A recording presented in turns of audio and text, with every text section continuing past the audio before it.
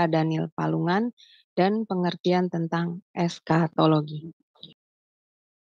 Shalom semua, pada kesempatan kali ini saya ingin memperkenalkan narasumber kita, yakni Bapak Pendeta Daniel Palungan, M.Mis, MTH, D.Min. Beliau melayani di GPI Sola Gracia Ciledug, Tangerang. Beliau adalah dosen pengajar di PPCO Bali, Akom, Indonesia.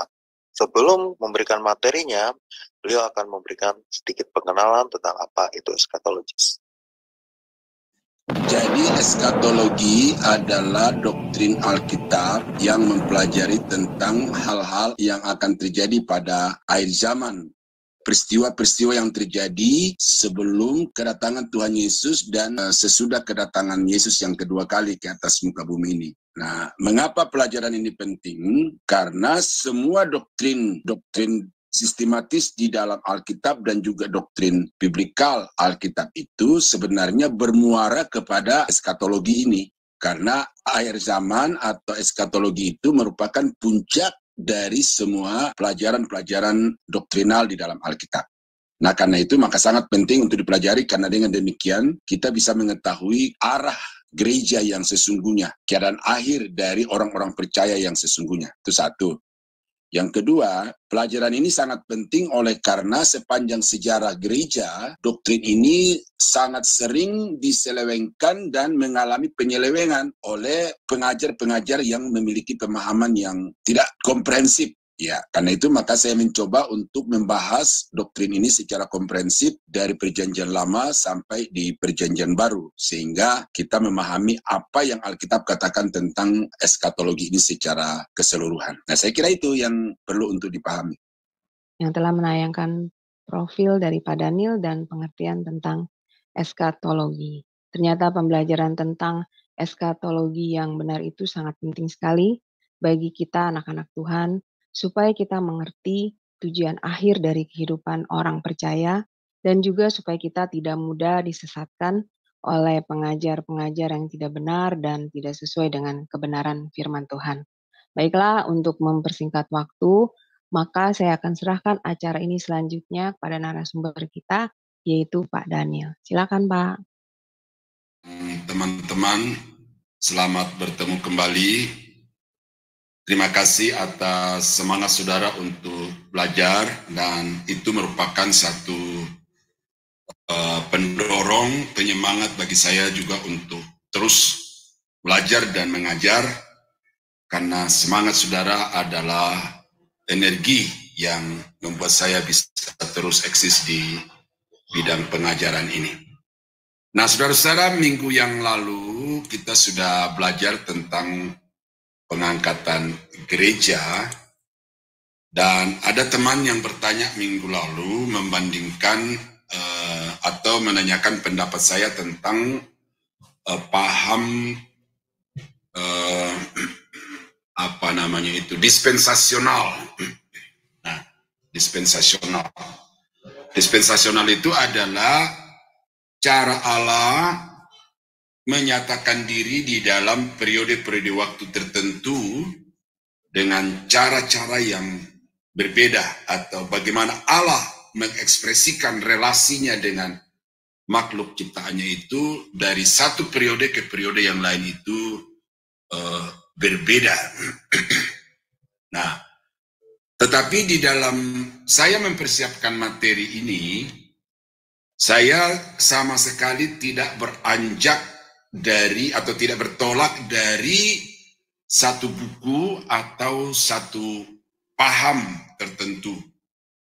Tetapi saya terlebih dahulu menggali Alkitab itu secara sistematis, doktrin eskatologis, dan saya coba menyusunnya secara sistematis dan menyajikan juga kepada saudara-saudara itu secara sistematis. Nanti kalau di kemudian hari atau pada akhir daripada penyajian materi ini kemudian ada pandangan-pandangan atau ada buku-buku yang kemudian sejalan dengan apa yang saya sampaikan, ya itu adalah sesuatu yang tidak bisa hindarkan. Demikian juga kalau apa yang saya paparkan ini pada akhirnya juga menggugurkan atau bertentangan dengan buku-buku yang ada di tangan saudara atau ada di tangan teman-teman saudara yang selama ini dipelajari dan dibaca, ya itu juga sesuatu yang tidak bisa dihindari.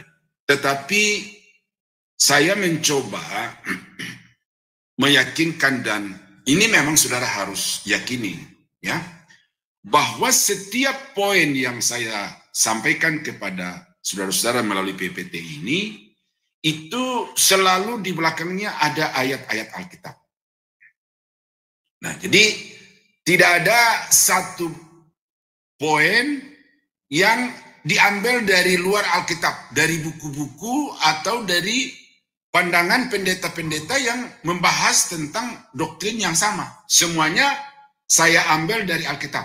Soal nanti cocok atau kontras dengan pandangan-pandangan yang sudah beredar, yaitu nomor 2. Tetapi nomor 1 yang saya mau sampaikan kepada saudara dan saya adalah bahwa pandangan atau pernyataan-pernyataan yang saya sampaikan kepada saudara-saudara itu murni sepenuhnya berdasar kepada kebenaran firman Tuhan. Nah, pada malam ini mungkin ada beberapa poin yang akan kita bahas ke depan karena ini poin yang pendek-pendek. Yang sekarang yang akan kita bahas adalah kedatangan Tuhan yang kedua kali. Nah, apa yang dimaksud dengan kedatangan Tuhan yang kedua kali itu adalah pada waktu Yesus dari awan-awan turun ke bumi atau dari surga turun ke bumi, menginjakkan kakinya di atas permukaan bumi ini secara nyata, secara kasat mata, itulah yang dikatakan kedatangan Tuhan yang kedua kali. Nah, kedatangan Tuhan yang kedua kali ini merupakan satu pengharapan dari umat Tuhan. Bahkan segala makhluk, ya, saya bacakan satu ayat dulu dalam Roma pasal 8 ayat yang ke-18 dan 19 yang berkata, sebab aku yakin bahwa penderitaan zaman sekarang ini tidak dapat dibandingkan dengan kemuliaan yang akan dinyatakan kepada kita. Sebab dengan sangat rindu seluruh makhluk menantikan saat anak-anak Allah dinyatakan.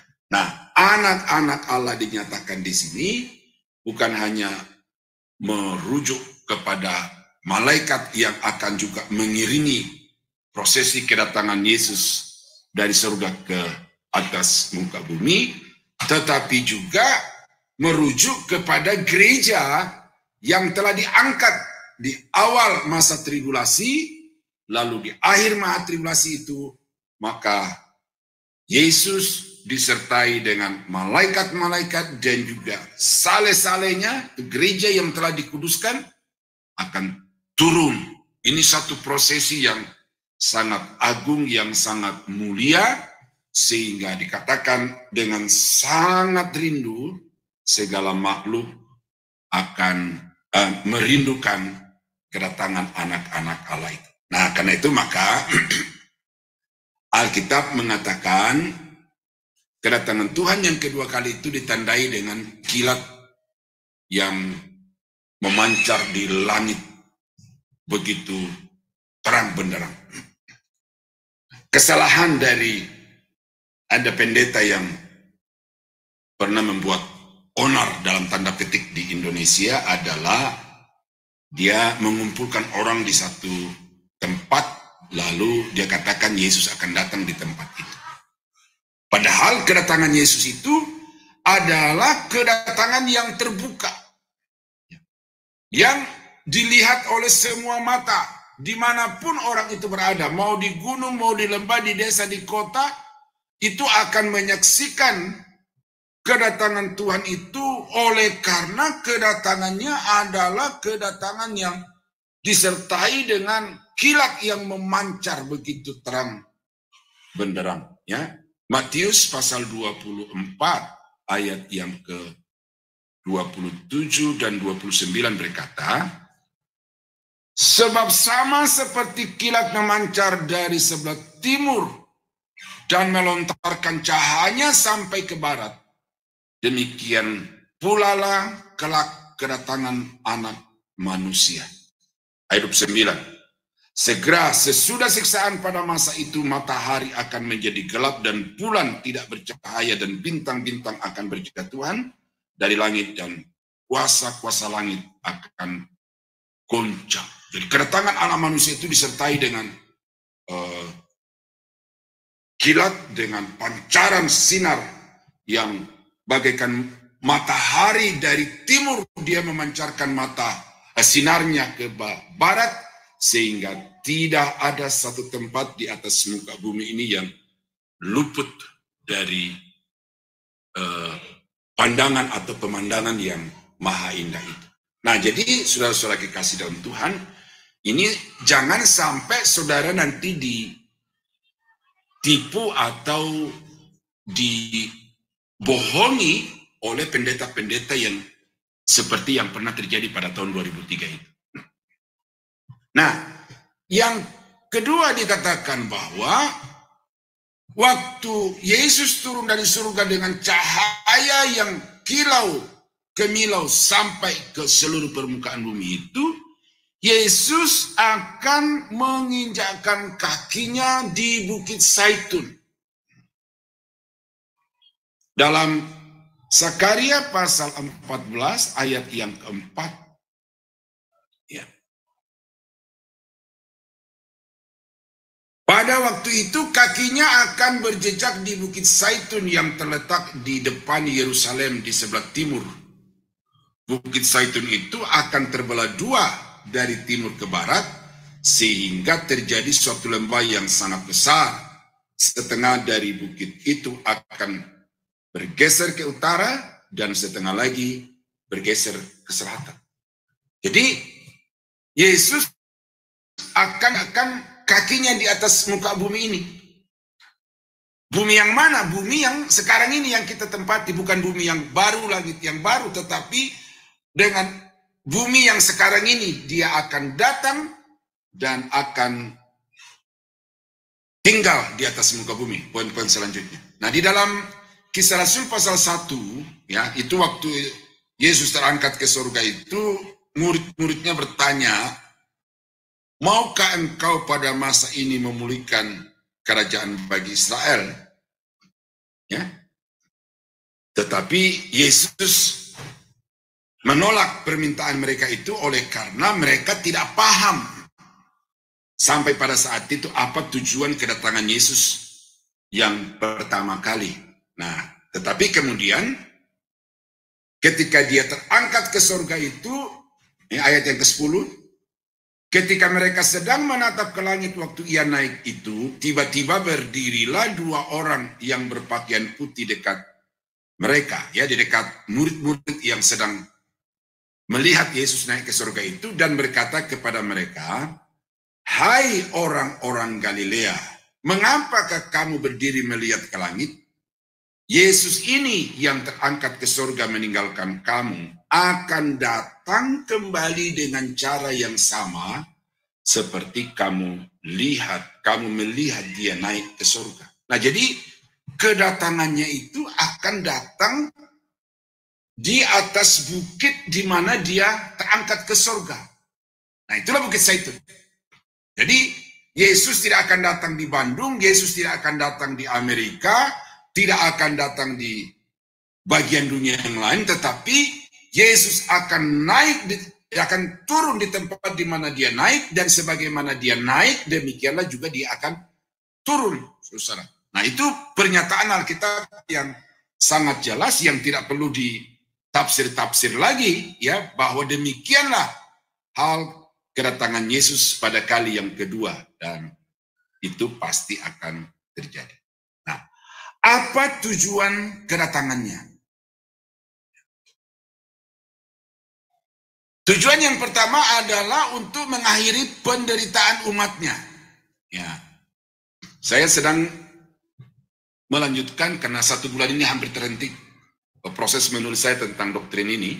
Saya menulis kembali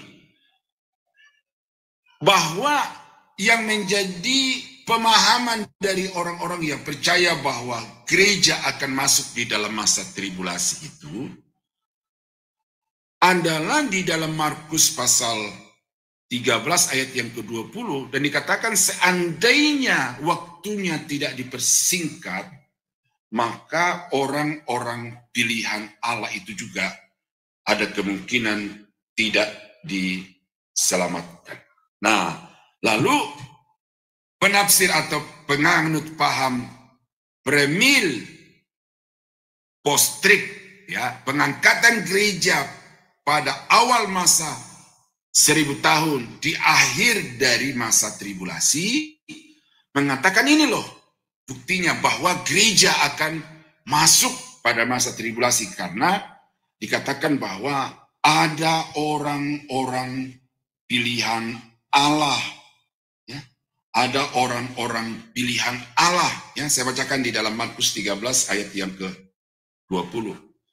Dan sekiranya Tuhan tidak mempersingkat waktunya, maka dari segala yang hidup tidak akan ada yang selamat, akan tetapi oleh karena orang-orang pilihan yang telah dipilihnya, Tuhan mempersingkat waktunya. Waktu itu adalah 7 tahun itu. Nah, apakah orang-orang pilihan di sini menunjuk kepada gereja? Ya jelas bukan, karena umat yang dimaksud di dalam Matius 24 ayat yang ke-22 di sini sama juga seperti umat pilihan di dalam Markus pasal 13 ayat 20 adalah bangsa Israel yang baru bertobat, baru menerima Yesus sebagai Tuhan dan Juru Selamat pada saat mereka masuk kepada masa tribulasi itu. Boleh dibilang pada saat mereka menginjakkan kakinya pertama kali di awal masa tribulasi, saat itu baru hati mereka terbuka untuk menerima Yesus sebagai Tuhan dan Juru Selamat. Nah, mereka itu tetap dikategorikan sebagai umat, sebagai orang-orang pilihan. Tetapi bukan gereja. Ini bangsa Israel. Nah, jadi saudara-saudara, kedatangan Tuhan yang kedua kali, ya, menginjakkan kakinya di atas muka bumi ini adalah untuk mengakhiri penderitaan yang dialami oleh bangsa Israel dan juga bangsa-bangsa lain yang pada waktu itu mau mengikuti iman daripada orang-orang Israel kepada Yesus Kristus. Nah, itu akan berakhir ketika Yesus datang untuk menginjakkan kakinya di atas muka bumi ini. Tujuan yang kedua adalah untuk mengalahkan antikris. Ya, di poin tribulasi saya belum membahas panjang tentang perang Armageddon, karena perang Armageddon itu adalah satu peristiwa yang singkat, ya, di akhir daripada masa tribulasi itu, di mana antikris akan menghimpunkan semua kekuatan, ya, mengkonsolidasikan dan memberdayakan semua kekuatan yang dia miliki.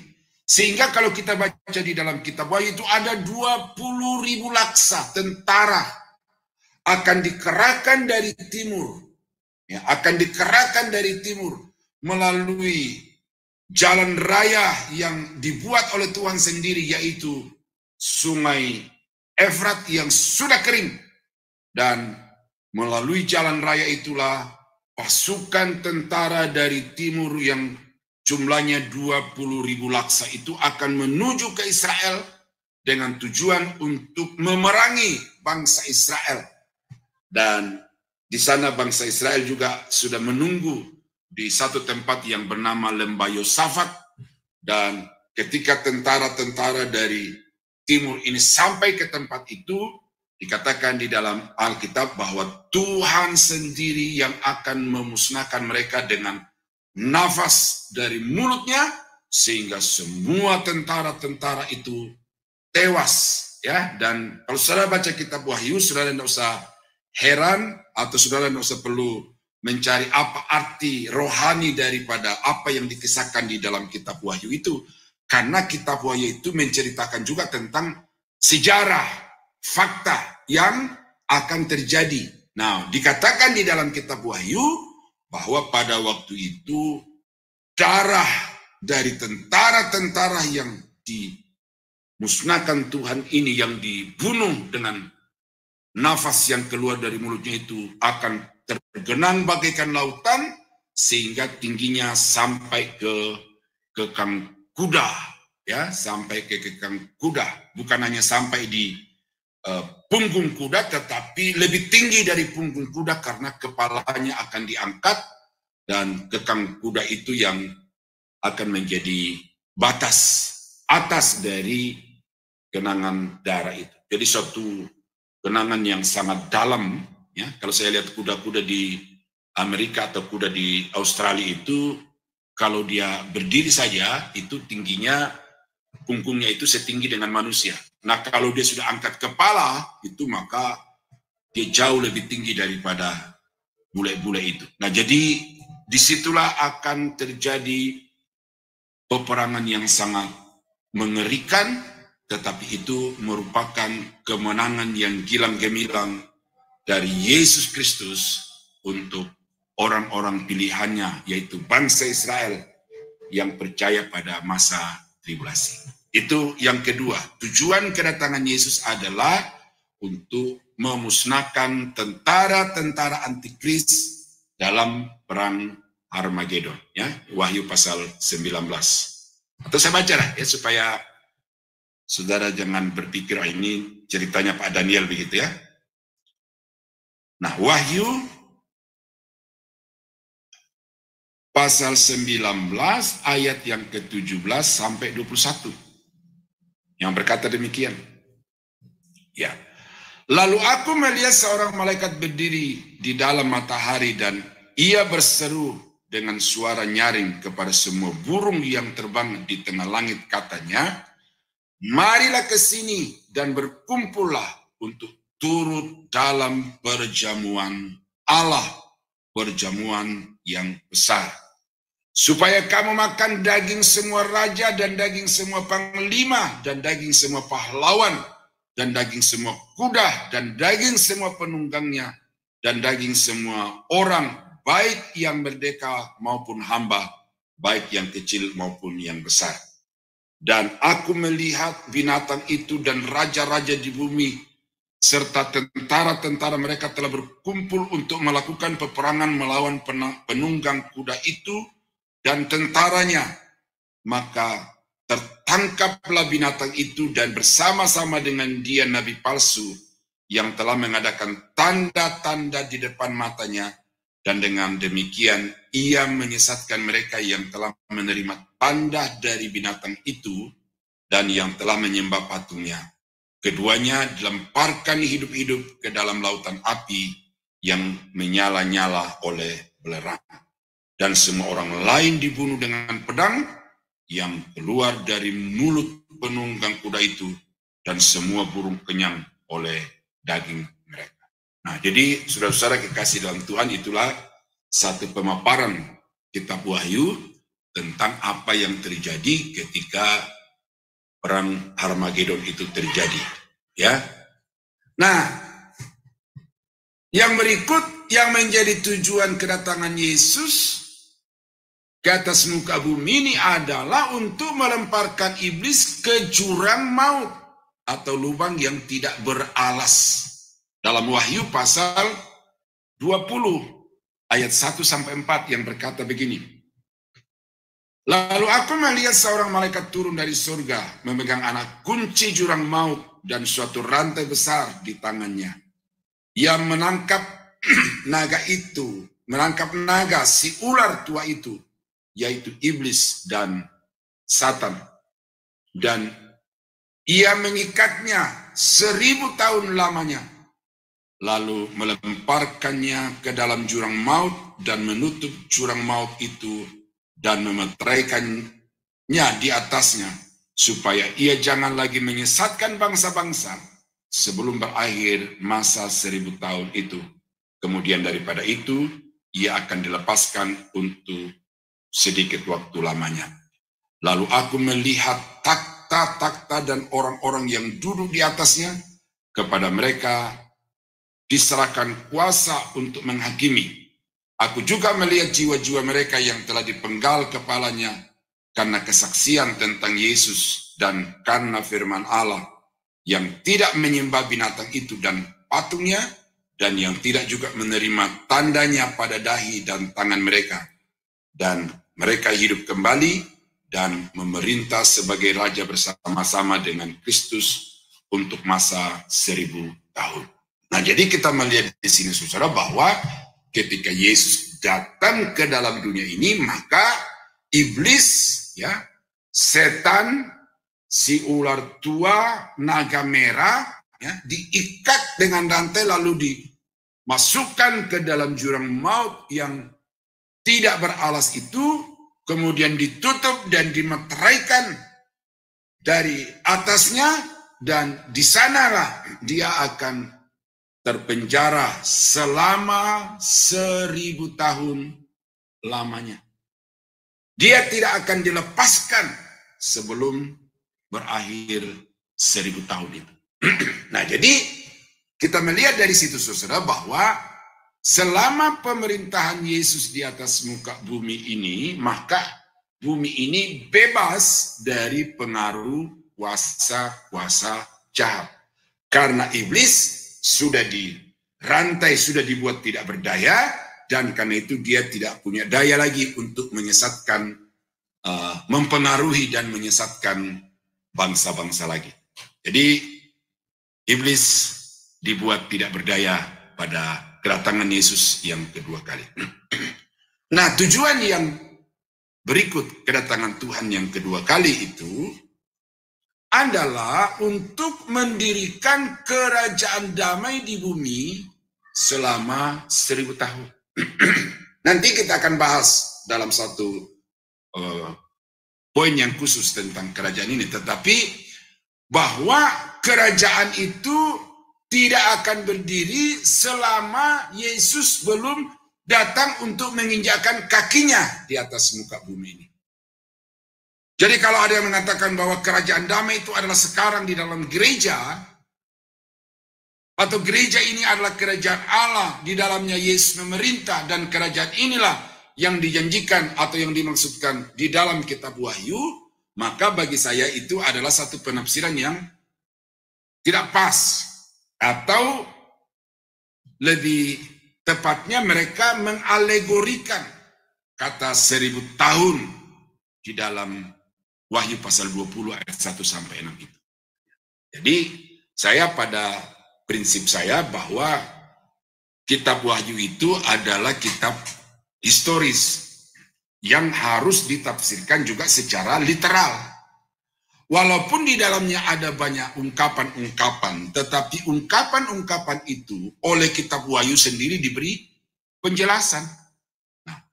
Apalagi kitab Wahyu itu adalah kitab nubuatan, bahkan juga masuk sedikit di dalam kategori kitab puisi, maka ada bahasa-bahasa di sana yang memang tidak terlalu pas untuk ditafsirkan secara literal. Tetapi kalau kita melihat dari harmonisasi nubuatan-nubuatan di dalam keseluruhan Alkitab, ya, ingat di poin-poin sebelumnya itu saya sudah sampaikan tentang prinsip penafsiran nubuatan, eskatologi, dan salah satunya adalah harmonisasi.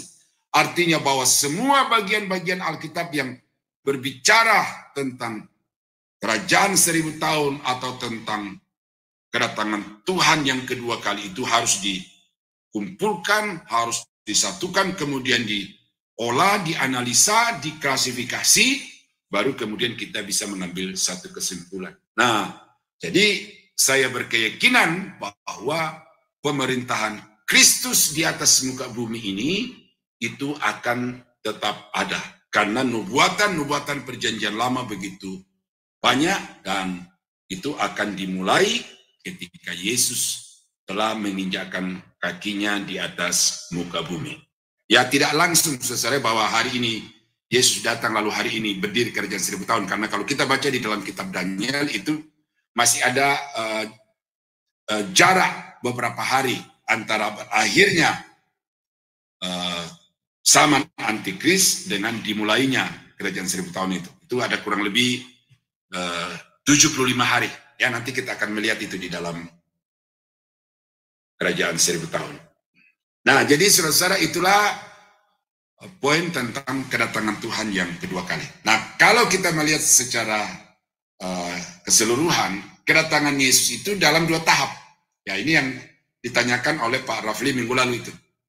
Kedatangannya yang pertama adalah di awan-awan, lalu orang-orang mati di dalam Kristus akan dibangkitkan, orang-orang yang masih hidup yang percaya kepada Yesus pada waktu itu akan diubahkan lalu diangkat untuk bertemu dengan Yesus di awan-awan. Nah, itu tahap yang pertama. Tapi tidak menginjakkan kakinya di atas muka bumi, hanya sampai di awan-awan. Nah, setelah berakhir masa tribulasi di atas muka bumi, atau setelah 7 tahun berlangsung zaman antikris di atas muka bumi ini, maka Yesus beserta dengan sale-salenya juga disertai dengan malaikat-malaikatnya turun dari awan-awan untuk menginjakkan kakinya di atas muka bumi ini, yang kita sudah baca tadi di dalam kitab Zakaria dan Kisah Rasul itu. Nah, itu akan menjadi akhir dari masa tribulasi. Nah, jadi 2 tahap itu, ya. Datang di awan-awan, lalu yang kedua adalah datang menginjakkan kakinya di atas muka bumi. Nah, itu keterangan dari mana, ya? Kalau saya kaitkan dengan pertanyaan Pak Rafli, itu bukan dari buku dispensasional, tetapi itu dari keterangan ayat-ayat Alkitab. Oh, gitu ya. Supaya saudara tahu bahwa saya ini tidak menyusun diktat ini berdasarkan buku-buku, tetapi saya menyusun diktat ini berdasarkan data-data langsung dari Alkitab. Ya.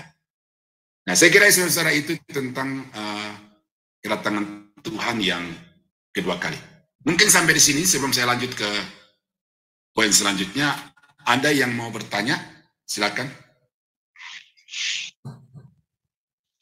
Ya, Bapak Ibu, Saudari, mungkin ada yang Bapak Ibu mau tanyakan. Ya, fokus kepada kedatangan Tuhan menginjakkan kakinya di atas muka bumi, karena yang lainnya ada epitenya langsung. Ya.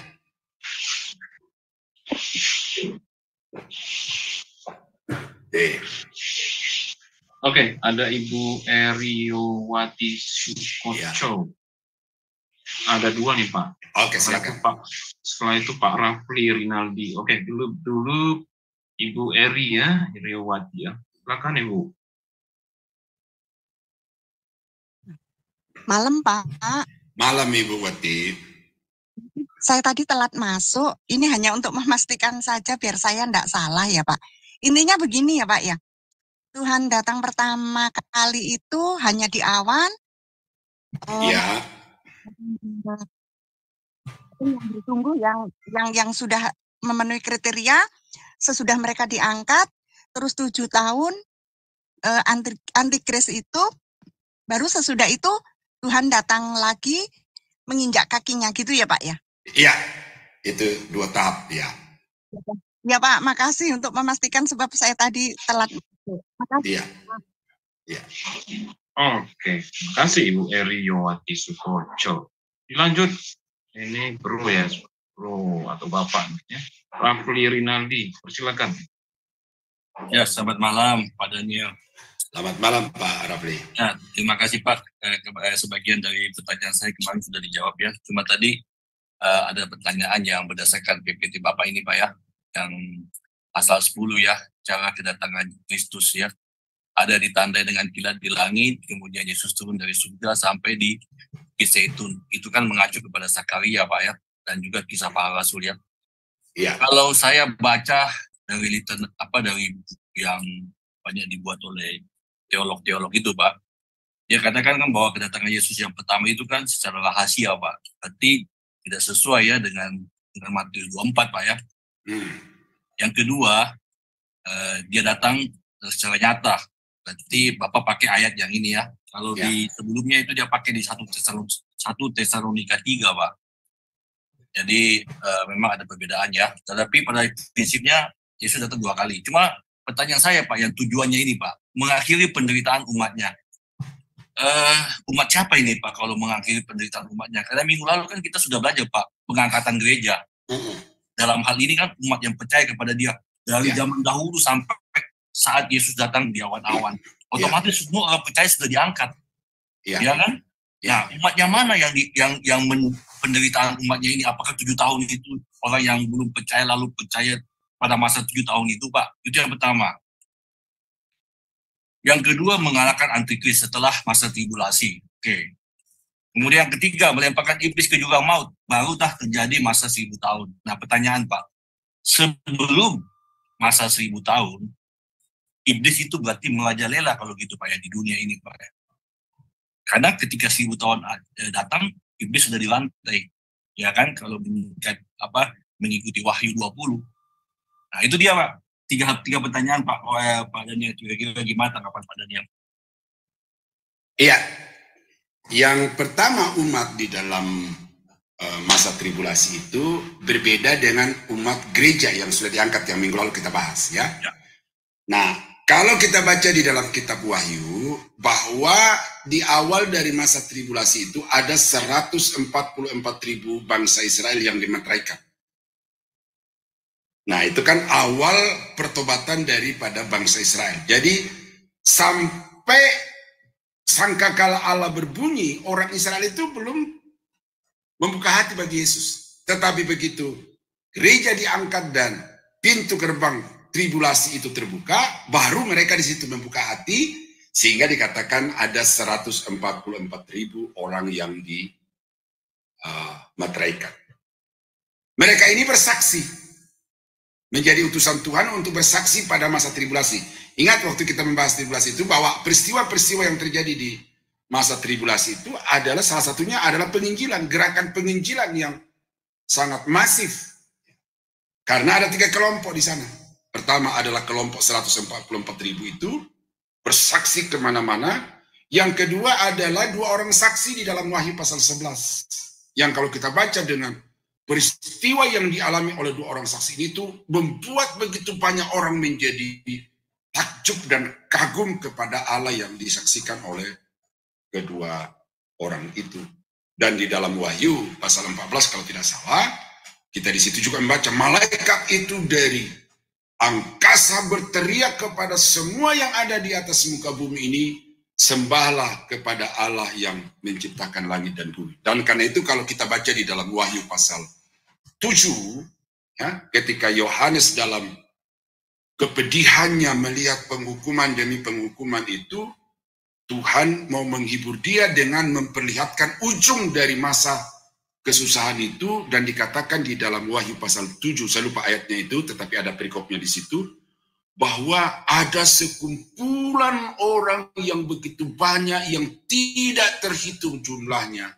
Mereka itu adalah orang-orang yang diselamatkan dari masa kesusahan itu. Nah, itulah umat, Pak, yang disebut di dalam PPT saya tadi itu. Itu umat Israel dan orang-orang bukan Israel yang baru percaya ketika masa tribulasi. Jadi karena itu saya berkata bahwa masa tribulasi itu masih ada kesempatan. Itu kesempatan terakhir untuk orang diselamatkan. Orang mau percaya kepada Yesus.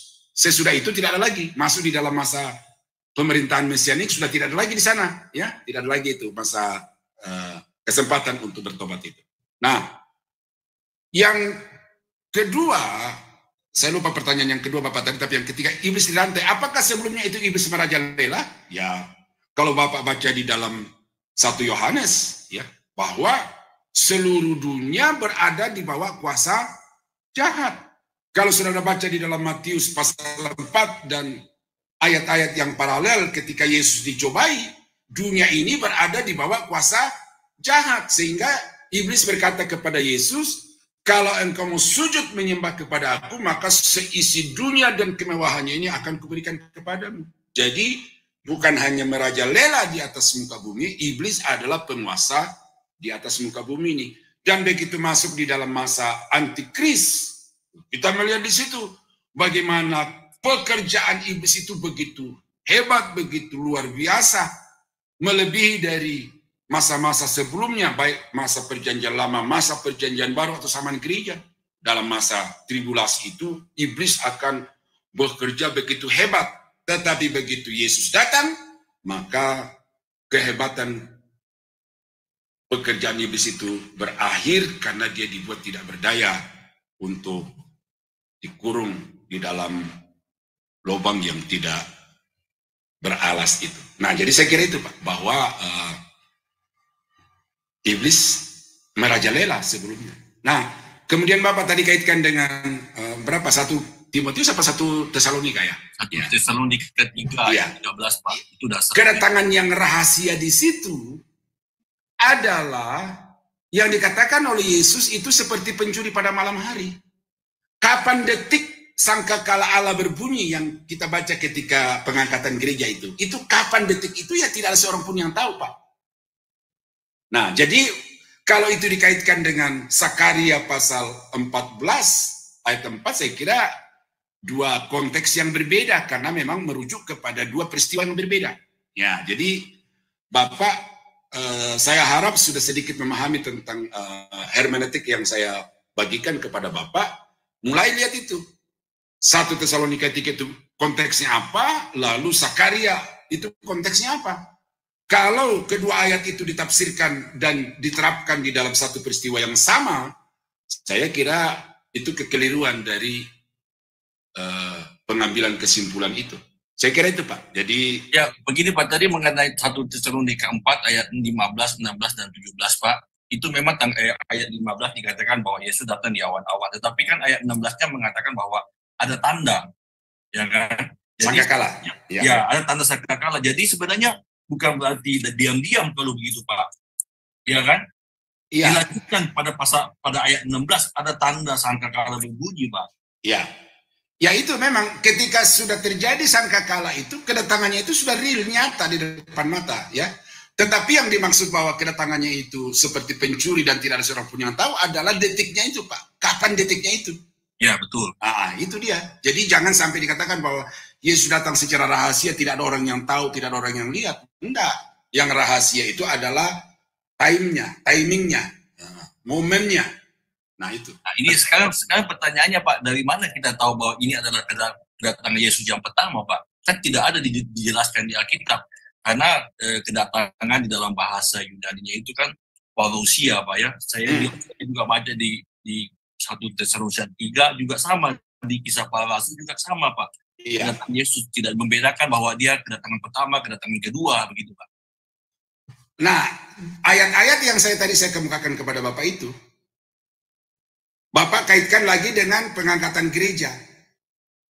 Ya kan, Paulus juga kan mengatakan bahwa gereja akan diangkat, lalu bersama-sama dengan Yesus di awan-awan, kan begitu Pak? Jadi tidak dikatakan ini kedatangan pertama, kedatangan kedua, tetapi jelas bahwa Yesus waktu dia datang di awan-awan mengangkat gereja. Nah, sesudah berlangsung 7 tahun masa tribulasi, baru dia datang menginjakkan kakinya di atas muka bumi. Nah itu kan jelas Pak, ayat-ayat Alkitab yang berbicara seperti itu. Dan itu bukan kesimpulan saya, tetapi saya hanya membacakan dari ayat-ayat Alkitab seperti itu. Karena ketika Yesus bertemu dengan gereja, itu tidak di atas bumi, kata Alkitab begitu, tetapi di awan-awan. 1 Tesalonika 4, 13-18. 1 Korintus pasal 15. Oh, jadi saya tidak merendahkan buku-buku Pak ya, tetapi buku-buku itu hasil penafsiran. Nah, tetapi kalau ayat-ayat Alkitab yang langsung berbicara seperti ini dan sudah dengan kajian kemudian klasifikasi yang saya kira sangat sistematis seperti ini ya, saya lebih berpegang kepada data-data Alkitab daripada penafsiran buku-buku itu. Ya walaupun saya katakan tidak semua penafsiran itu salah ya, ada yang sangat kuat. Dan diantara yang saya pegang itu ada bukunya Dwight Pentecost, ada Charles Ryrie, ada Henry Thyssen, ada Wesley Brill, ada lebih 10 buku yang saya pegang sebagai satu acuan juga. Tetapi saya menyusun diktat ini tidak berdasarkan buku-buku itu, Pak. Ya, buku-buku itu akhirnya sejalan dengan apa yang saya pelajari dari Alkitab. Saya kira itu, Pak Rafli. Ya. Oke, Pak, thank you, Pak. Sama-sama. Oke. Jelas ya.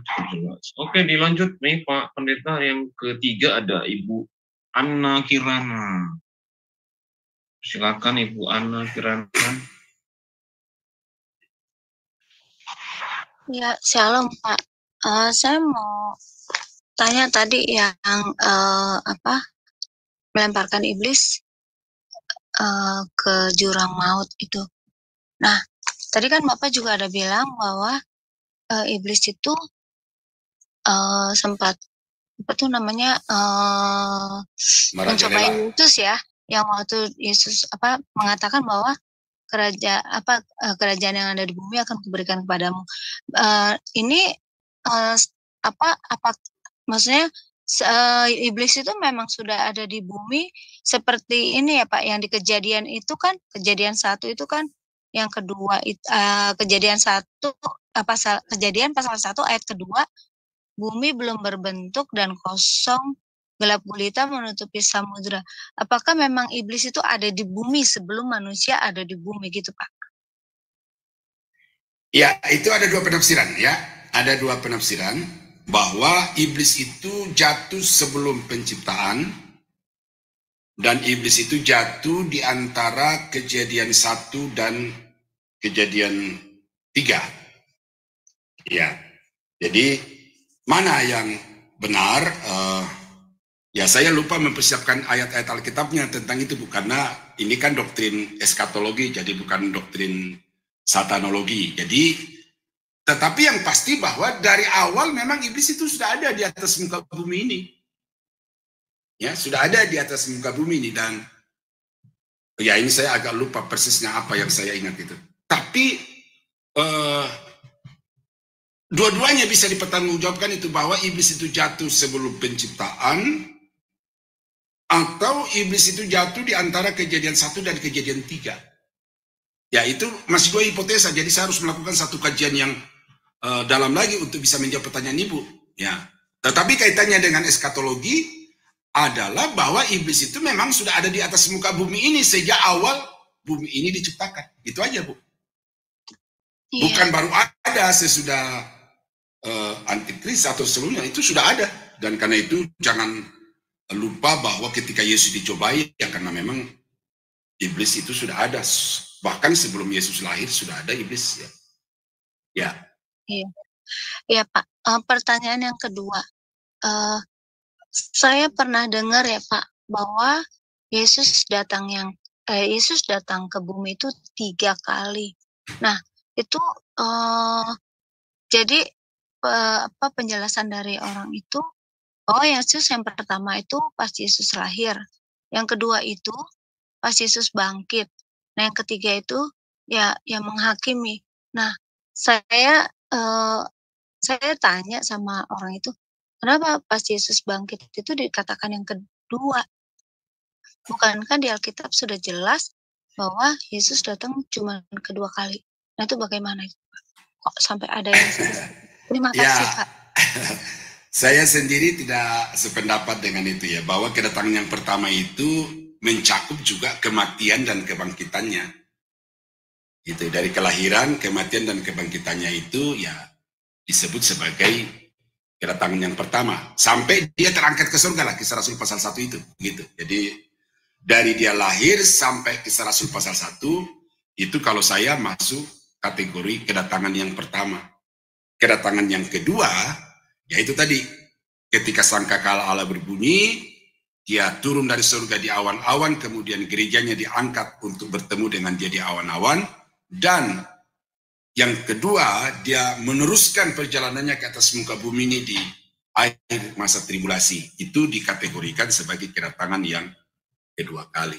Jadi, saya tidak sependapat dengan ketiga kali, ya.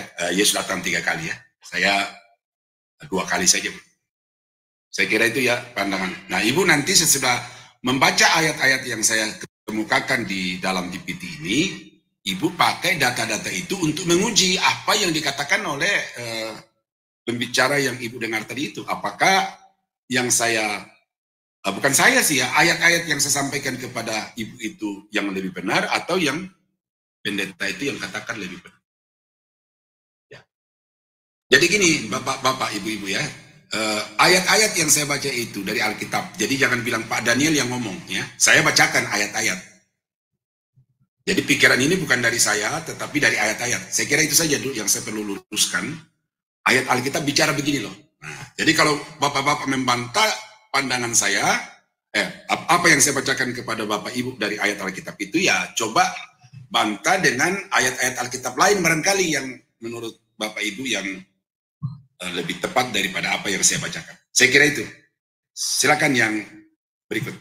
Berikutnya yang keempat, cukup jelas ya Bu Ibu Anak ya. Terima kasih Bu. Dilanjut keempat ini Pak Pendeta, ada Holy PT ya. Silakan.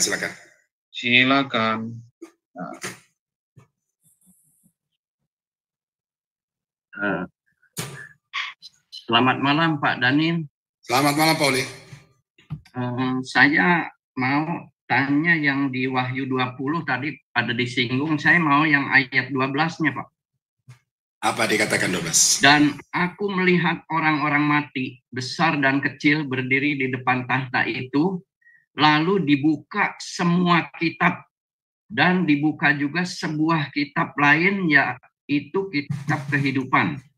Dan orang-orang mati dihakimi menurut perbuatan mereka berdasarkan apa yang ada tertulis di dalam kitab-kitab itu. Ya. Pertanyaannya? Jadi kitab-kitab ini begitu banyaknya. Apakah kita urut dari awal ya? Dari awal ada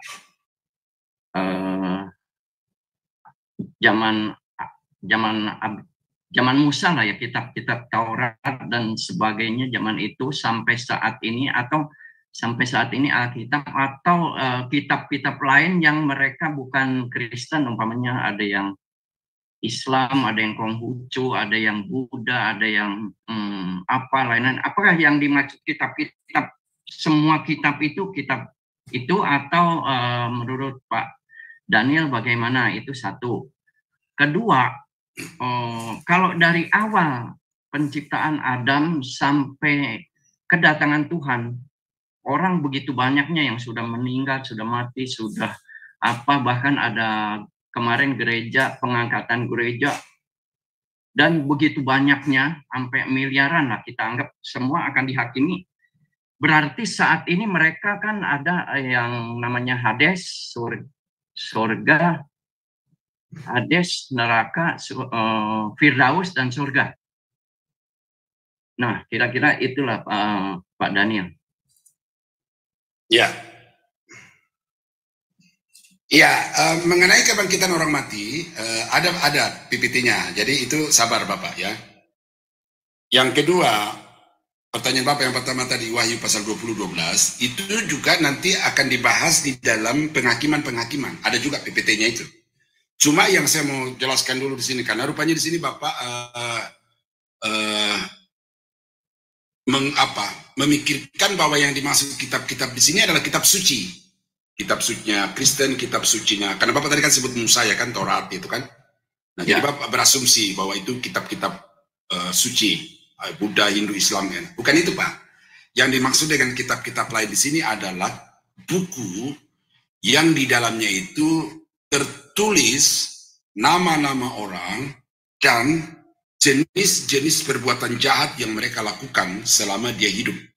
Nah, pada saat penghakiman itu berlangsung bagi mereka, maka daftar dosa yang mereka perbuat itu akan dibuka dari kitab itu, dibacakan kepada mereka yang menjadi alasan nanti mereka dihukumkan. Nah, tapi nanti itu Pak, untuk jelasnya detailnya itu nanti di penghakiman.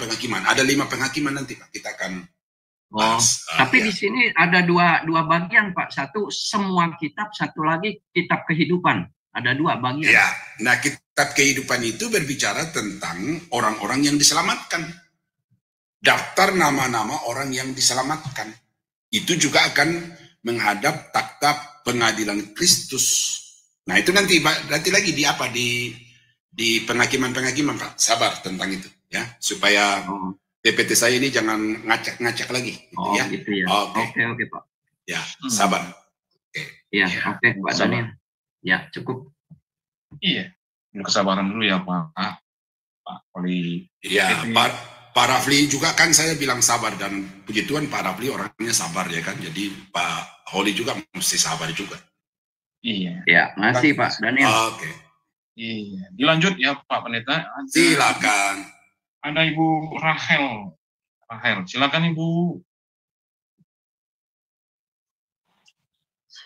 Shalom Pak Daniel. Salam Ibu Rahel. Selamat malam. Ya, malam. Saya ada dua pertanyaan Pak. Satu, melanjutkan pertanyaannya Mbak Ana tadi mengenai Tuhan Yesus. Dikatakan Tuhan Yesus itu kan datang 2 kali. Tapi kenapa Pak? Saya mengalami Tuhan Yesus hadir dalam hidup saya gitu, dan juga banyak kepada beberapa orang yang dipilih yang akhirnya masuk ke percaya Tuhan Yesus. Nah, apakah itu Tuhan Yesus atau apa Pak gitu, supaya kita semua juga mengerti sebenarnya Tuhan Yesus apa ya, memang bolak-balik atau bagaimana gitu Pak ya. Pertama. Kedua, ini tentang api penyucian Pak. Kalau di Katolik itu kan katanya ada api penyucian. Nah, itu saatnya sebelum 1000 tahun atau sesudah 1000 tahun Pak. Dan itu mereka itu ada di mana Pak saat menunggu atau api penyucian itu? Ya, terima kasih Pak. Iya. Jadi kedatangan Tuhan yang dimaksudkan di sini Bu adalah kedatangannya secara jasmani. Ya, artinya yang bisa diraba, yang bisa dilihat oleh semua orang. Bukan merupakan pengalaman-pengalaman personal. Ya. Apa yang Ibu saksikan, alami, dan juga yang disaksikan oleh banyak orang teman-teman Ibu, bahwa mereka bertemu Yesus, mereka didatangi Yesus. Itu kalau kita belajar tentang yang namanya penyataan, ya ada 2 penyataan, ada namanya penyataan umum, ada yang namanya penyataan khusus.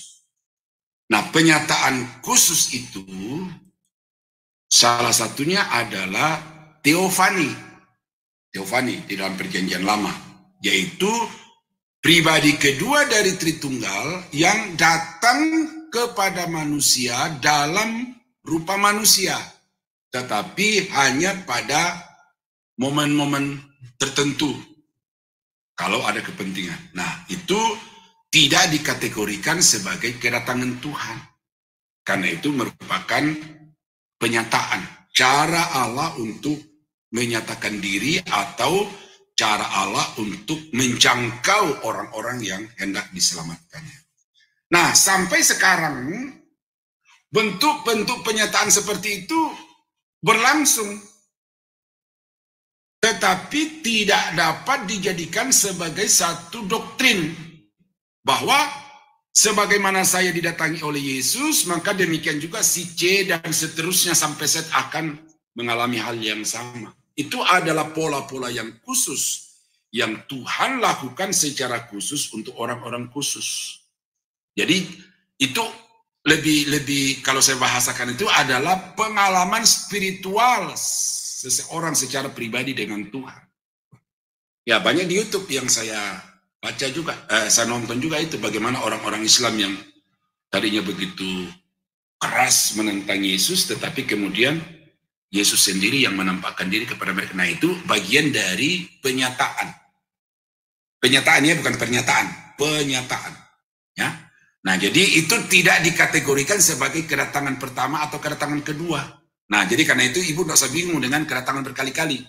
Karena yang dimaksud secara eskatologi kedatangan Tuhan itu adalah kedatangannya secara real dalam rupa manusia. Tetapi manusia yang sudah disempurnakan. Dia akan mengenakan tubuh kemuliaan. Nah, begitu, Bu. Nah, kemudian yang kedua, purgatori. Ya, saya tidak punya hak untuk menilai ini benar atau salah. Tetapi yang pasti di dalam Alkitab itu bahwa tidak ada tempat ketiga. Ya, tadi sudah disebut juga oleh Pak Holly tadi itu. Ya, ada Firdaus, ada Hades, ada Seoul, ada Tartarus. Nah, Seoul, Hades, Tartarus itu sebenarnya itu satu tempat yang namanya disebut berbeda-beda. Tetapi itu menunjuk kepada satu tempat yang sama, dunia orang mati atau tempat orang mati di luar iman kepada Yesus. Itu nanti kita akan bahas itu juga, ya. Nah, di mana purgatori? Dalam Alkitab sama sekali tidak ada. Saya nggak tahu kalau di kitab Apokripa, ya, karena saya tidak mengamati itu secara khusus. Tetapi munculnya purgatori atau api penyucian itu adalah satu dogma yang disusun oleh pemimpin-pemimpin gereja Roma Katolik, khususnya yang ada di Jerman. Saya lupa tahun berapa itu. Yang motivasinya adalah untuk mengumpulkan dana pembangunan katedral di Jerman. Bagaimana supaya umat tergerak untuk memberi dana yang dibutuhkan begitu besar itu, ya dibuatlah dogma itu. Bahwa kalau engkau membeli surat indulgensia atau surat penghapus dosa ini, maka saudaramu yang sekarang ini ada di api penyucian, pada saat uang yang engkau masukkan ke dalam peti itu bunyi berdenting di dalamnya, maka saat yang sama saudaramu yang di api penyucian itu akan lompat ke Firdaus. Nah, itu terserah dia. Ya, saya tidak punya hak untuk mengatakan itu salah atau benar, tetapi saya tidak menemukan itu di dalam Alkitab. Itu saja, Bu. Bahwa kamu sekarang ini disucikan bagaikan emas di dalam nyala api, itu bukan berbicara tentang tempat orang-orang mati. Ya, itu dalam kitab Petrus ada tuh ya, Bu, ya, bahwa kamu sekarang ini seperti emas yang dimurnikan di dalam dapur api. Itu tidak berbicara tentang tempat orang mati, tetapi itu berbicara tentang proses yang dialami oleh orang-orang yang beriman kepada Yesus yang masih hidup. Dan proses-proses itu diizinkan Tuhan untuk menguji, untuk memurnikan iman mereka selama masih hidup. Kalau sudah mati, tidak masuk di api penyucian, tetapi yang beriman masuk ke Firdaus, ya orang-orang yang tidak beriman ya masuk ke Seoul tadi itu.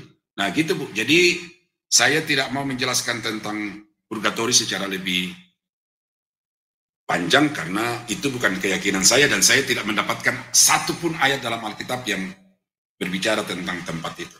Saya kira itu, Bu ya. Rahel, ya. Baik Pak Daniel. Ya. Terima kasih Tuhan Yesus. Ya, oke. Masih ada Pak Kodex? Iya nih. Sebentar ya.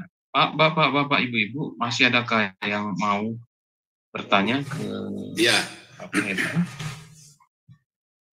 Tidak usah takut soal waktu, Bu. Di sini kita tidak dibatasi dengan waktu seperti di BBCO dan sekolah-sekolah lain. Jadi kita di sini yang kita mau capai adalah tuntasnya materi itu. Ya, sampai saudara paham tuntas, itu aja. Berapa lama, ya puji Tuhan admin kita juga tidak memberikan batas waktu, jadi sampai akhir saja. Silakan. Ya, ini Pak Pendeta, berikutnya ada Pak atau Ibu ini ya, Bapak atau Ibu ya, Mar Intan, mungkin Ibu nih. Silakan. Ya. Shalom Pak. Shalom Ibu. Ya, saya memang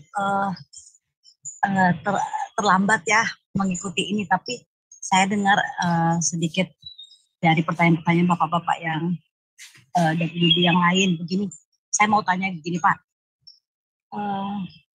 kedatangan di akhir zaman, di akhir nanti saat Yesus turun di awan-awan, dia akan membawa orang-orang yang percaya kepada Yesus gitu Pak. Terus siapa yang tertinggal saat kan itu yang dipanggil saat Yesus di awan-awan itu orang-orang yang percaya Yesus atau sebagian yang percaya sama Yesus tapi berdosa tinggal gitu Pak. Terus siapa yang tinggal di bumi kelak sebelum Yesus datang turun ke bumi itu gitu. Pertanyaannya siapa yang kan Yesus datang di awan-awan. Ya. Sebelum turun ke bumi. Ya. Siapa yang diangkat itu Pak? Diangkat Yesus ke awan gereja-gereja. Apa yang percaya Yesus tapi kelakuannya apakah Yesus aja gitu Pak? Iya. Oke. Dalam konteks eskatologi, kalau saya menyebut gereja, itu kita tidak berbicara tentang organisasi Kristiani. Kita juga tidak berbicara apalagi tentang denominasi dan gedung-gedung itu, ya jangan. Tetapi yang saya maksudkan dengan gereja di dalam konteks eskatologi adalah orang-orang yang memang sungguh-sungguh di dalam hidupnya telah menerima Yesus sebagai Tuhan dan Juru Selamat secara pribadi. Bukan orang yang sekedar beragama Kristen. Ya, karena kalau hanya parameternya adalah Kristen, ya enak. Orang Toraja, orang Batak, orang Manado, ya masuk surga semuanya, diangkat semuanya. Tetapi bukan itu, Bu. Yang dimaksud dengan gereja adalah orang-orang yang sungguh-sungguh telah menerima Yesus sebagai Tuhan dan Juru Selamat, lahir baru, bertobat dari segala dosa dan kejahatan. Dan mereka mati di dalam posisi iman yang seperti itu. Nah, ketika Yesus datang di awan-awan, maka orang-orang itulah yang diangkat. Nah, itu dikategorikan sebagai gereja. Sementara pendeta, majelis gereja, sponsor gereja, bos-bos di dalam gereja, aktivis-aktivis gereja yang hanya sekedar beragama Kristen, ya tinggal. Yang sudah mati tetap tinggal di dalam kuburan, yang masih hidup sampai saat itu ya tinggal di bumi untuk masuk ke dalam masa tribulasi. Ya, begitu Bu. Jadi gereja di sini adalah orang-orang yang sungguh-sungguh percaya. Nah, pertanyaannya sekarang, inilah tujuan kita belajar eskatologi. Tujuannya kita belajar eskatologi, saudara. Bahwa orang yang menantikan kedatangan Tuhan kedua kali itu bukan sekedar orang yang beragama Kristen, orang yang sekedar aktif di dalam pelayanan. Tetapi orang-orang yang sungguh-sungguh menjaga kekudusan dan kesucian. Karena hanya orang-orang yang kudus yang berkenan kepada Tuhan. Nah, saya kira itu Bu ya. Jadi pertanyaan Ibu, materi yang lalu saya sudah bahas itu. Silakan. Ya, terima kasih Pak. Ya. Oh, Erwati sekali lagi. Oke, silakan. Sampai puas. Silakan Ibu Eri Sukoco. Ya. Pak, maaf ya Pak ya. Jangan bosan saya banyak tanya ya Pak. Ya, rapopo. Selamat terus, Wun. Pak, ini sebenarnya saya baru ingat pertanyaan yang dulu itu Bapak bilang belum dibahas. Itu Pak, pertanyaan yang pertama, ini pertanyaan dulu yang tentang itu. Ketika masa antikris itu yang orang disiksa, saya pernah dengar itu. Orang disiksa gimana pun juga enggak bisa mati. Bahkan mereka itu pengen mati gitu. Itu apa memang secara fisik ini disiksa enggak bisa mati sampai datang itu. Itu yang pertama. Yang kedua, di dalam Lukas 17 ayat 34 perikopnya tentang kedatangan kerajaan Allah, ayat yang 34 itu berbunyi demikian. Aku berkata kepadamu, malam itu dua orang di atas tempat itu, seorang akan yang lain akan ditinggalkan. Nah, dalam ayat ini dan seterusnya itu menurut saya ya, ini Pak, pendapat saya dari awal itu tentang kedatangan Tuhan, jadi ada yang diangkat, ada yang ditinggal ya, maksudnya kedatangan Tuhan yang di awan-awan itu. Tapi baru saya dengar dari khotbah seseorang gitu, itu bukan tentang kedatangan Tuhan, itu kan konteksnya kerajaan Allah. Itu yang benar yang mana Pak? Banyak Pak. Ya, iya. Yang pertama, bahwa orang tidak mati pada masa tribulasi, itu saya kira tidak begitu. Ya, kalau kita baca di dalam kitab Wahyu, pada saat hukuman dijatuhkan oleh Tuhan ke atas muka bumi ini, itu dikatakan matilah, bahkan sepertiga mati. Sepertiga manusia, sepertiga laut, sepertiga kapal mati. Gitu. Nah, cuma memang ada satu hukuman di dalam kitab Wahyu, saya lupa itu materi yang keberapa ya, yang oleh karena manusia itu mengalami siksaan yang begitu berat, lalu mereka anggap mati itu lebih baik, lebih enak daripada hidup. Lalu karena itu mereka pergi ke gunung-gunung batu dan berkata, "Hei gunung batu, runtuhlah, timpalah kami, karena kami tidak tahan melihat anak domba, penghukuman anak domba Allah itu." Nah, dalam satu materai itu, ketika dia dia dibuka materinya itu, lalu penghukuman itu dicurahkan ke atas muka bumi, itu tidak membawa kematian, tetapi membawa siksaan yang begitu dahsyat gitu. Nah, gitu ya. Jadi hanya satu jenis hukuman yang tidak membawa kematian, tetapi membawa siksaan yang bagi mereka mati lebih baik daripada hidup. Nah, yang kedua, siksaan itu siksaannya fisik, Ibu. Siksaan fisik. Ya, bukan siksaan rohani, ini siksaan fisik. Betul-betul dialami secara jasmani. Makanya nanti kalau kita kembali lagi ke tribulasi itu, kalau tidak punya angka 666, 666 itu, ya Ibu tidak bisa belanja, tidak bisa menjual. Ya, karena kegiatan ekonomi itu dikontrol sepenuhnya oleh antikris, dan 66 itu merupakan lambang yang boleh menjual dan boleh membeli.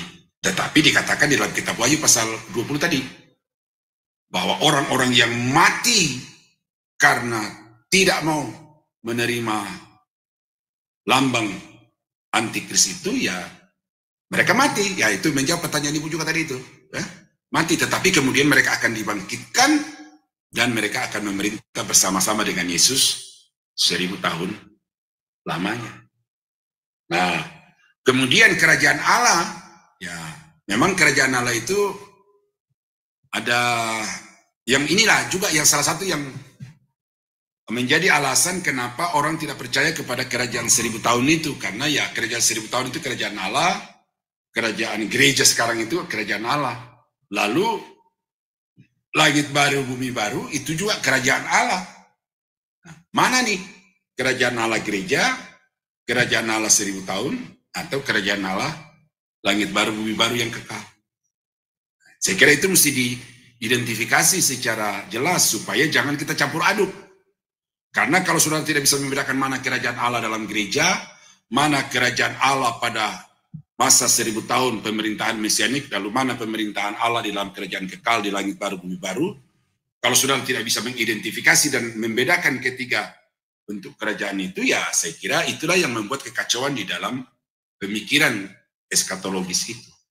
Nah, ayat yang Ibu baca tadi itu jelas berbicara tentang pengangkatan yang saya lupa tadi ya, Pak Rafli juga yang kalau tidak salah yang mengatakan rahasia tadi itu ya. Nah itu salah satu itu, kedatangan Yesus itu diam-diam, tidak ada yang tahu kapan, sehingga suami istri yang tidur di tempat tidur yang sama, bahkan mungkin di atas bantal yang sama, tapi satu diangkat satu tinggal, karena memang kedua-duanya tidak saling tahu bahwa sebentar lagi Yesus akan datangnya. Itu Lukas pasal 17 itu, Bu. Jadi mengenai detik terjadinya pengangkatan itu sangat rahasia. Tidak ada orang yang bisa prediksi kapan terjadi. Tiba-tiba sangkakala berbunyi, saat itu kebangkitan, saat itu juga terjadi pengubahan kehidupan, lalu diangkat bersama-sama menyongsong Tuhan di awan-awan. Jadi celakalah bagi mereka yang tertinggal pada waktu. Saya kira itu Ibu Herawati ya.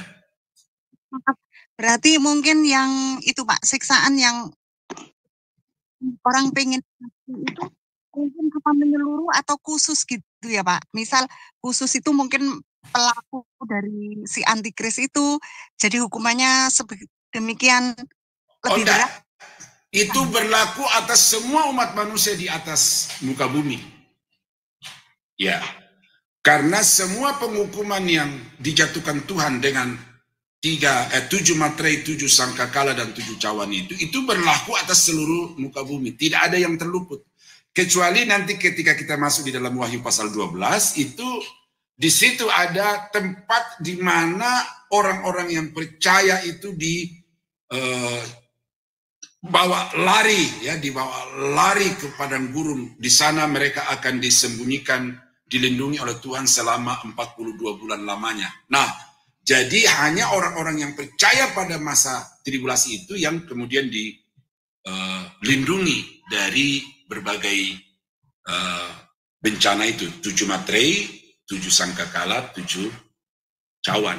Tetapi seluruh muka bumi itu akan mengalami itu. Nah, untuk saudara tahu di mana tempat perlindungan itu, saudara baca di kitab Daniel ya. Kalau tidak salah di dalam Daniel pasal saya lupa ya, pasal 11 atau pasal 12 ya, itu. Ada satu daerah di Timur Tengah yang memang dipilih khusus oleh Tuhan untuk di situ nanti akan ditempatkan orang-orang yang terpilih itu untuk diproteksi, dilindungi dari pekerjaan kuasa-kuasa jahat. Jadi itu tidak khusus Ibu ya, tidak khusus. Ya, berlaku atas seluruh bumi yang siapa saja yang tinggal di atas bumi akan mengalami. Saya kira itu. Makasih Pak. Ya. Oke, Pak Rafli, silakan untuk kedua kalinya. Ya, padanya saya sedikit ada kali ini tidak bertanya Pak ya, tetapi saya ingin mengungkapkan pendapat saya Pak ya. Oke. Bisa dikoreksi ya, mungkin berbeda sama Pak Daniel, tapi ya namanya tidak diskusi Pak ya. Oke. Saya meyakini Pak, ketika Yesus datang ke dunia ini lewat kematian Yesus di kayu salib, itu otomatis kan iblis dikalahkan Pak. Iblis dikalahkan Pak, tetapi iblis juga sekaligus diikat mungkin ya, sehingga di zaman sekarang kita ini atau di zaman mulai dari Yesus bangkit itu iblis sudah tidak bisa apa-apa lagi Pak. Makanya Rasul Paulus mengatakan, hai maut di mana sengatmu ya kan. Pada saat inilah kita memberitakan Injil dengan sukacita gitu loh, dengan bebas. Bandingkan dengan kehidupan pada zaman perjanjian lama, di mana semua orang memberitakan penyembahan berhala begitu merajalela. Memang di dalam zaman sekarang itu iblis masih berkuasa atau masih bisa mengganggu manusia, ya kan? Nah, tergantung juga karena iblis itu kan pintar, Pak. Saya ibaratkan seperti begini, Pak. Ketika kita memelihara seekor anjing di rumah, kita kan merantai dia. Anjing itu hanya bisa menyerang kita sepanjang tali yang kita ikatkan pada leher dia. Misalnya 3 meter. Ketika kita berdiri 3,5 meter, anjing itu tidak bakalan bisa menyerang kita, Pak. Kenapa? Karena dia sebatas 3 meter saja. Demikian pula iblis, Pak. Iblis tidak bisa menyerang kita sepanjang kita, apalagi kita di dalam tubuh kita kan ada Roh Kudus, ya kan? Tetapi iblis tidak kalah pintar, Pak. Iblis kan licik juga, Pak. Dia menggunakan segala cara membujuk, merayu, kita supaya kita itu tergoda lalu kita masuk ke dalam jangkauan dia. Nah, itu pula yang ada di 1 Petrus 3. Hati-hatilah sebab iblis kan mengaum-ngaum, Pak. Dia siap menerkam kita. Ketika kita terbujuk oleh godaan, rayuan iblis, kita mendekat, masuk dalam jangkauan dia, kita diterkam, Pak. Nah, ya. itu pendapat saya, Pak, berdasarkan Alkitab juga, Pak ya. Betul. Iya, tapi pernyataan Bapak agak paradoks. Karena pada satu sisi Bapak katakan bahwa iblis sudah dikalahkan melalui kebangkitan Yesus, Tetapi kemudian Bapak timpali lagi dengan mengatakan bahwa iblis masih bisa menggoda, menjangkau kita. Nah, apalagi Bapak mengutip ayat Alkitab dari Petrus, yang itu realita bahwa iblis itu masih tetap beroperasi sampai sekarang ini. Oh iya Pak, betul Pak. Dia masih beroperasi Pak, tapi tidak bisa menyerang kita secara itu beda Pak. Beda, dok. Pemahaman itu beda. Yang dimaksudkan di dalam Wahyu pasal 20 itu adalah eksistensi dan pengaruh kuasa-kuasa jahat atas seluruh bumi. Tetapi yang Bapak kutip itu bahwa orang-orang yang sudah percaya kepada Yesus, iblis tidak bisa. Itu lain, Pak. Lain. Itu. Tetapi tidak berarti kemudian orang-orang yang sudah percaya kepada Yesus ini juga bebas dari godaan. Dia tetap tergoda. Tetap digoda. Artinya apa? Bahwa realita keberadaan iblis itu sekarang ini ada, gitu loh. Tetap ada, betul Pak.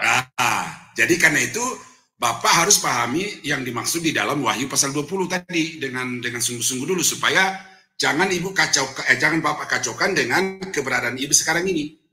Iblis sekarang ini tidak mempan terhadap orang yang sungguh-sungguh ada di dalam Yesus karena dia diproteksi oleh Yesus, ya kan? Ya. Tetapi eksistensi iblis ada. Nah, itu Bapak mesti bedakan itu. Gimana? Oke. Ya. Jadi kalau Bapak sudah sungguh-sungguh dalam Yesus, ya nggak usah takut ke kuburan, ke pohon-pohon rindang, nggak usah khawatir. Tetapi juga jangan nantang loh ya. Jangan nantang. Tetapi yang dimaksud di dalam kitab Wahyu pasal 20 adalah memang dunia ini, permukaan bumi ini bebas dari kehadiran dan pengaruh kuasa-kuasa jahat, dan itu berlangsung selama 1000 tahun. Iya, itu bedanya Pak di situ. Jadi pendapat Bapak betul, tetapi itu berlaku hanya bagi orang-orang yang sungguh-sungguh di dalam Yesus Kristus. Nah, karena itu tidak usah cari Ki Joko Bodo atau Ki Gendeng Pamungkas kalau ada kerasukan setan, ya pokoknya panggil. Atau saudara sendiri kan di dalam tangan saudara ada kuasa kalau percaya Yesus. Bisa mengalahkan iblis kok. Ya, Oke Pak, thank you Pak. Sama-sama Pak. Oke. Makin banyak pertanyaan, makin seru. Silakan Pak Kahil. Selamat malam Pak. Ya. Selamat malam Pak Daniel. Shalom. Shalom. Pak Daniel, saya mau nanya gini aja Pak Daniel. Hyper grace itu bagaimana Pak? Dia berpendapat ya kita sudah bisa masuk surga semua ya Pak. Menurut Bapak bagaimana Pak? Ya, itu doktrin soteriologi, doktrin keselamatan. Ya, saya sudah menulis buku itu. Baru kali ini, hari ini ada progresnya, mungkin akan naik percetakan besok dan seterusnya. Ya, hyper grace itu kalau sudah percaya Yesus, walaupun saudara hidup di pelacuran, nikmati narkoba siang malam, mencuri, membunuh, saudara tetap selamat.